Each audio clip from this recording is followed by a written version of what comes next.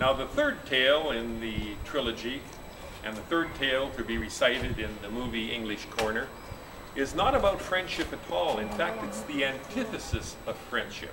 It's designed to give the viewer and the reader some contrast. And that story takes place in Central Asia, in and around the area of the Black Sea and Istanbul, where two great warriors who had fought a battle to the ultimate death during the Russian-Turk War of 1854, they reincarnate every 10 to 15, 20 years in different parts of the world and try to apologize to one another, but with no success, and the usually ends in argument and a resumption of their battle with the same disastrous results. And the two characters, one, a white Christian Russian by the name of Ivan Slavinsky-Skavar, and his foe, a dark Muslim Turk named Abdul Abulbul Amir.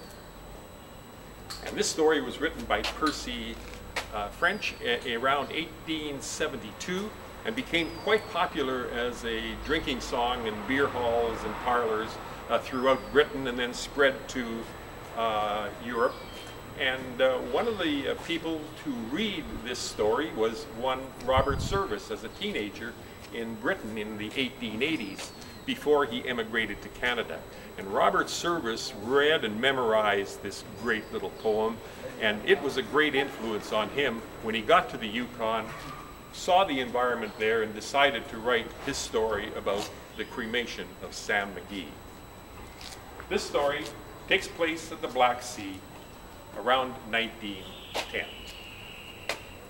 Now the sons of the prophet are brave men and bold, and quite unaccustomed to fear. And the bravest by far, a son of Abu Bakr, was Abdul Abulbul Amir. If you wanted a man to encourage the van and harass the foe from the rear, there was never a doubt, you had only to shout for Abdul Abulbul Amir. Now the heroes were plenty and well known to fame in the troops that were led by the Tsar, and the bravest of these was a man by the name of Ivan Slavinsky-Skavar. One day this bold Russian, he shouldered his gun and donned his most truculent sneer. Downtown he did go, where he trod on the toe of Abdul Abulbul Amir.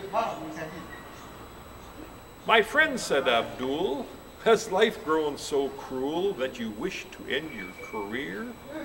Vile infidel, no, you have trod on the toe of Abdul Abulbul Amir. So take your last look at sunshine and brook, and send your regrets to the Tsar, for by this I imply you are going to die, Count Ivan Slavinsky-Skavar." Then this bold Mameluke drew his trusty skabook, chanting Allah, Allahu Akbar, and with murderous intent he ferociously went for the throat of Ivan Slavinsky-Skavar. They parried and thrust, they sidestepped and cussed. Their blood it was spilled quite a lot. And the spectator blokes who seldom crack jokes claimed that hash was first made on that spot. They fought all that night beneath a pale yellow moon. The din it was heard from afar, and huge multitudes came, so great was the fame of Abdul and Ivan Skavar. The Sultan drove up in his red-crested car, expecting the victor to cheer. But he only drew nigh to hear the last sigh of Abdul Abulbul Amir. And Tsar Petrovich, too, in his spectacles blue, rode up to witness the fray, and he only stayed there to say a last prayer for Ivan Slavinsky-Skavar. Now a tomb rises up where the blue Danube flows, and engraved there in characters clear reads, "Stranger, when passing, please pray for the soul of Abdul Abulbul. And the Muscovite maiden her lone vigil keeps beneath the light of the cold northern star, and the name that she murmurs in vain as she weeps is Ivan Slavinsky Skavar. And so ends this tale of battle and war. But wait, there is more to be said of this battle again, much more to be said near and far, and it's long overdue as this battle we renew between Abdul and Ivan Skavar. And it all happened on the shores of the Black Sea where I wandered one night. The moon, it was shining quite clear, and for no reason at all, I heard someone call for Abdul Abulbul Amir. Now Abdul Abulbul I knew to be dead. The stories had spread near and far, how he lost his own life while plunging his knife into Ivan Slavinsky Skavar. As I pondered, the moonbeams descended quite low, casting shadows profusely, and then I discovered I was standing right next to the tomb of both of these two famous men.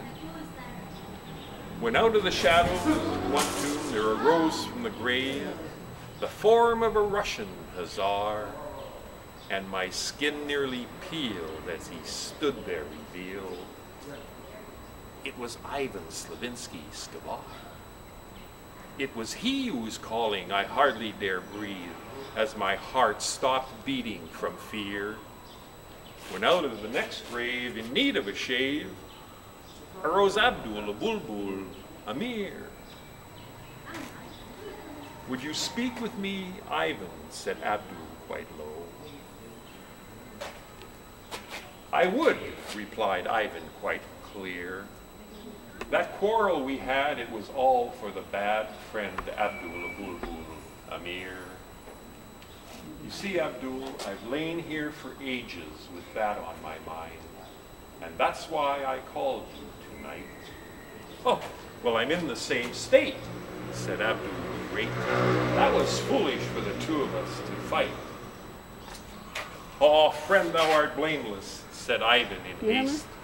"The fault lies in my hands alone."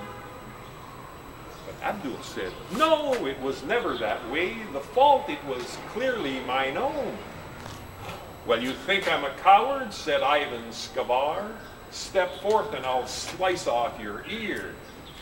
Oh, son of a cat, you'll never do that," scowled Abdul Abulbul Amir.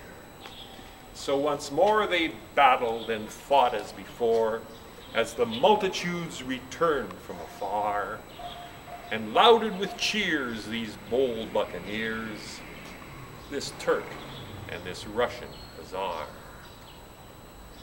They dodged and they weaved without a reprieve, save to piss and take high tea at 2, then returned to the scrum with a swig of black rum. Pick a winner, it was all up to you. The Tsar on his black steed came up to witness the fray, and the Sultan sat there in his royal golden chair. It was just like a scene from a play. When just at that moment each sword found its mark, and I heard a blood-curdling scream. Then I opened my eyes, and to my great surprise, I discovered it was only a dream. Abdul and Ivan. Thank you.